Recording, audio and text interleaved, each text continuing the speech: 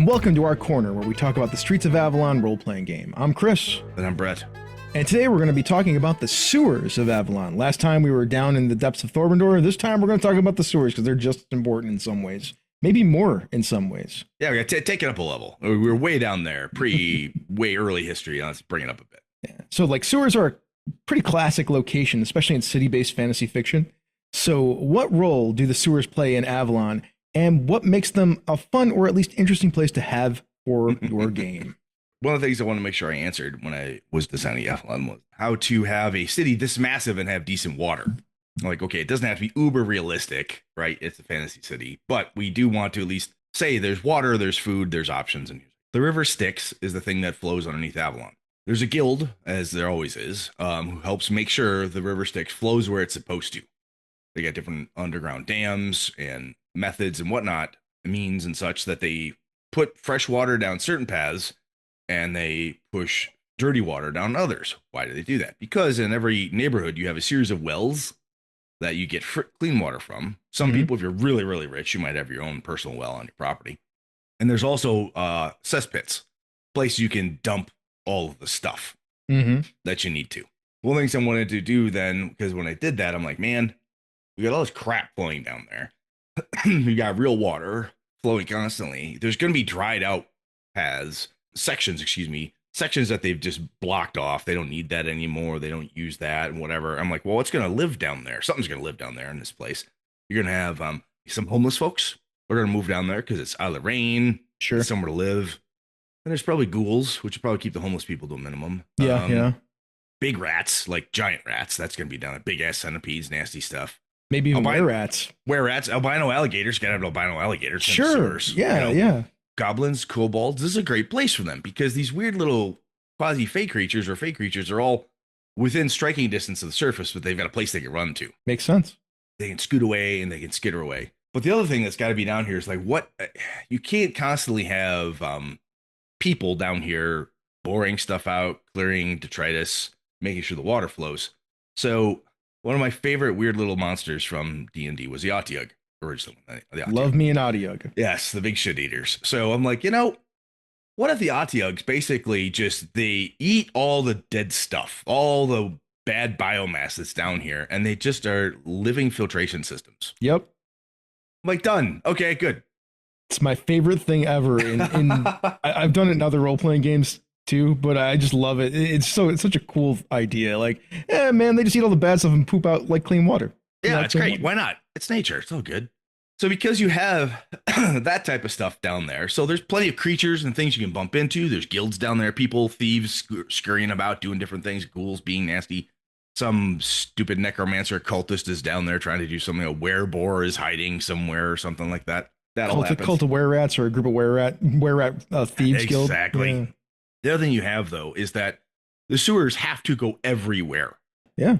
And that means maps of the sewers are incredibly valuable. Good maps of the sewers. It is technically illegal for anybody to just go wandering around the sewers without a proper authority, i.e. a writ from the Guild of Sanitary Excavators, the folks who take care of it, or something else to be down there. If you're down there without it, you're effectively trespassing and they can shoo you out. Not supposed to be down there. Shoo you out, arrest you, kill you. Yes. Use you a shit eater, whichever. Exactly. Whatever happens to happen.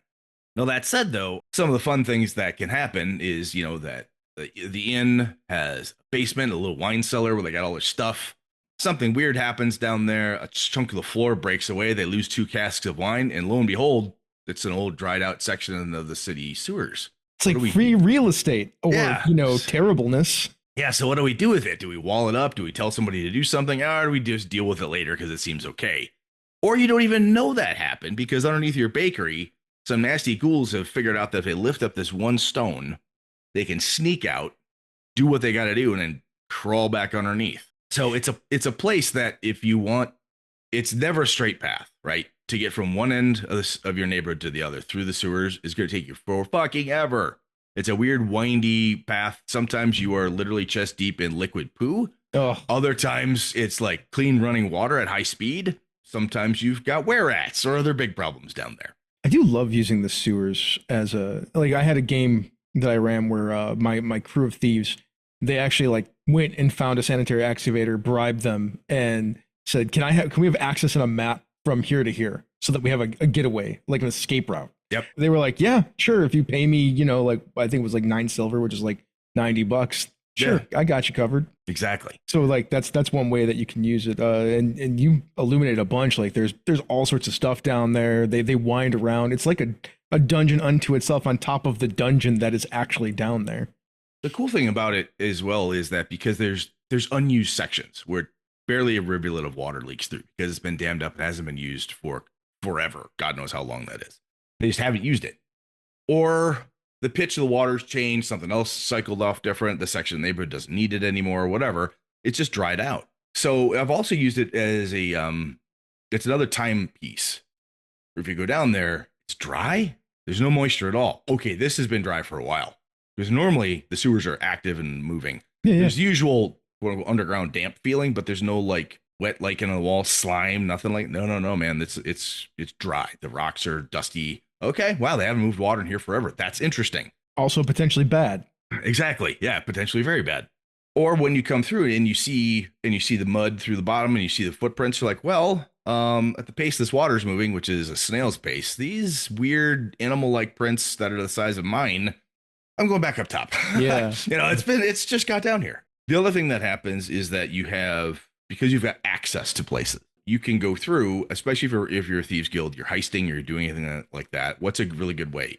You don't necessarily have air ducts, but you got sewer entrances. You can get in underneath and into buildings.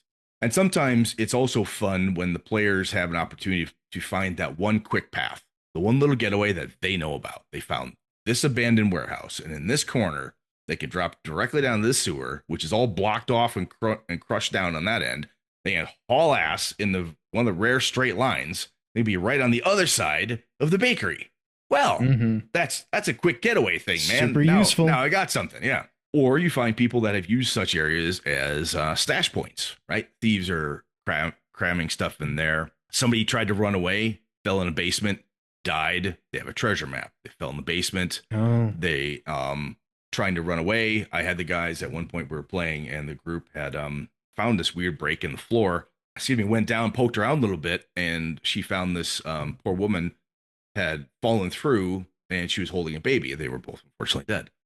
She's like, oh, wow, this is weird. Obviously, they're not down here. They're dressed like in their night clothes. What's going on? Mystery. Boom. Why? And she, unfortunately, Tabby's character that is, came up, asked somebody in the neighborhood, and they went, what, did she have red hair? And then as soon as the question started coming back, she's like, yeah, I don't know. I gotta go, right? It was, oh, shit, I know something, you know? So it's another great place to have stuff gets lost. Where is it? What is it? We had a buddy of mine built an adventure that he wanted me to run, and I have the Barnes Amulet. And the Barnes Amulet is this old Barnes family, noble family, long defunct, and they have a crypt in underneath original or old school Avalon. It's basically now just in the sewers. They've got a crypt down there. There's other things like that can be there. And the other cool thing is that's interesting to me because I never even thought about that, because you figure there's just the Lachey graveyards and there's the city within the city or whatever the nobles have up in the north section. But finding spots in the sewer to actually turn into like ossuaries or things like that is pretty fascinating. The other piece too is it's if you want to have that brief delve into a dungeon where there's some passages, like maybe a weird stuck door or something else, you know, it's there, and you don't have to feel like you went 60 feet underground. You don't feel like it's a major piece of the campaign, but you can go on down, discover some stuff, and then come back up. It's a nice beat change, right? Yes. See 3 to 5 room dungeons from last episode. Yes. The other piece that's fun too is if you're chasing people and they're running, and you're like, okay, I'm going to jump in the sewers. All right, this is an option, right? You've got things you can jump down. You can end up in a position or a place as you're fleeing or whatever it is. There's places you can help drive the characters, or the characters could end up. It's one more location. Let me illuminate your example real quick. So say that your occupation is sanitary excavator. Like you work for a sanitary excavator. It makes a lot more sense. Like if you're chasing somebody, I would like to head them off by going into the sewers and popping out ahead of them, or trying to do that at least. Yeah. Well, sure. Now you can make an intellect roll, and then you get an extra D6 because you are a sanitary excavator. You probably know the sewers around here. This is your neighborhood. So go ahead. That's make your roll against the target number. Fascinating. That is really cool. As far as like, people who use it, if you think about it, everybody uses the sewer system, either fresh water or get rid of waste. Everybody's using it one way or another. Because you're getting rid of stuff, bodies are considered stuff that you need to get rid of. Because when you got them, you got to get rid of them. Now, according to the more modern religious and philosophical practices, the Lishe collect the bodies and they bury them. They do their thing. I had this idea of the excavators accidentally basically rerouting the sticks underneath a graveyard. And now the Lishe and the excavators are just pissed because they've eaten away a chunk of this stuff of the graveyard and the graveyard's sagging. Yeah. Wow. Oh my God. What are we going to do? Because if this gets out that I've accidentally washed away 30 bodies or something, this could get bad, right? This is not good. Not only that, it's going to create a sinkhole there at some point. Exactly. So now there's just an open water. Like, are we going to turn this into another cistern? How are you going to deal with the Lishe? They're probably really angry. I did have one time when the guys wanted to go down to the one sewer that they'd always been under before. It was great and so on. And I wanted to throw a monkey wrench at them. So just as a complication, it was, they weren't on strike, but the excavators and the Urban Harvesters Guild, the guys who collect nuts and fruits and things that grow in the small little groves, were at a standoff. They're basically saying, nope, you can't go down there. What do you mean I can't go down there? Well, those damn trees. What do you mean about my trees? All right, so the trees, if the roots are down, they're causing a blockage, but we're not allowed to go down there and cut the roots out like we normally would because these guys haven't done their, the harvesting this month. Because of that, they don't want to endanger the nuts, So you've got this weird, like, are you kidding me? How do I get past this thing? Insert civic problem from a sitcom, essentially. Exactly. Yeah, exactly. And when I talk about bodies being thrown in the sewers, obviously you've got the stupid assassin or the person. Oh shit! I killed so and so. Throw him in the well.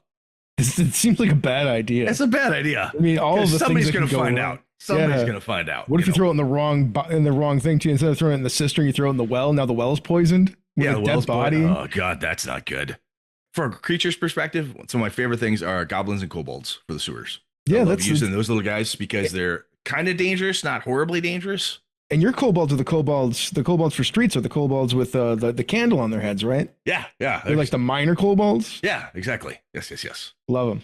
So we talked a little bit about the organizations. We're going to talk about the Guild of Sanitary Excavators next week. And we talked about how thieves guilds use them. Do the nobles get into the sewers at all? I mean, aside from the fact that some of them are like the parent company sort of for the Guild of Sanitary Excavators. Unless they're not. Yeah, so the sanitary excavators, they run all the sewers everywhere. And one of the reasons that they're quite wealthy as a guild is because everybody has to pay them to maintain stuff and so forth. They also get paid a fair amount of hush money up north, i.e. the noble district. Oh, okay. Why? Because every noble man, woman, child, whoever he, she, they might happen to be, wants to go out for a little dalliance that evening, wants to go get their lotus hit in, or they want to go gamble, or they want to do whatever. They can sneak out through that old dried out well, that old passage from the down in the wine cellar. They've got a passage from here to there. They've got a sneaky place from this section to that section. And in order for that stuff to be maintained and so on, and no one tells anybody else about it, you got to pay some hush money. So the excavators know stuff. They know all sorts of things. Interesting. Love it. About how to get from point A to point B. We'll get into more of that next week. Mm-hmm. I assume the masks and the knives use the sewers extensively. Absolutely. Yep. The Thieves Highway running across the rooftops on the different plankways and ladderways and other things that are up there. That's not necessarily safe, but is very open. Mm-hmm. If you really want to go sneaky and quiet, you get down in the sewers. That makes sense. And I suppose the last guild that I can think of that would play a pretty big role with the sewers is the Guild of Vermin Catchers. Yes. Yep. The Vermin Catchers Guild are going to be down there because at some point, the other guilds who do traffic down there are going to say, hey, we got rats. And I'm talking about big rats. I'm talking about rats that Tony over here could ride. We got to get these shit. They got to get this shit out of here, man. These are big goddamn rats. And that's when you get a big contract as a vermin catcher. Correct. Or you go down there and come back and realize that you now have lycanthropy and you're like, you sons of bitches. Now you get to be a rat man too. Maybe that's an advantage for your job. Who knows? Exactly. Oh, well, that's a pretty good overview of the sewers right there. If anybody has any questions, feel free to give us a holler. We'd love to hear from you, either in the comments below if you're watching this on YouTube, or find me specifically on the Thought with Advantage Discord. That's the best place to get a hold of me. And I don't know where they can get you, Brett. I guess they could email at Streets of Avalon. That's the best way. All right. Well, that was your episode on the sewers. So, yeah, man, I guess we'll go talk about some more shit eaters now. That was a good time. Thank you for listening to Under the Lamplight, the Streets of Avalon role-playing game podcast. If you enjoyed the show, please like and subscribe on YouTube. You can pick up the playtest version of the game, which I've done my best to give a slightly nicer layout with some art at polygamero.us. The link is below. And we'll see you under the lamplight next week.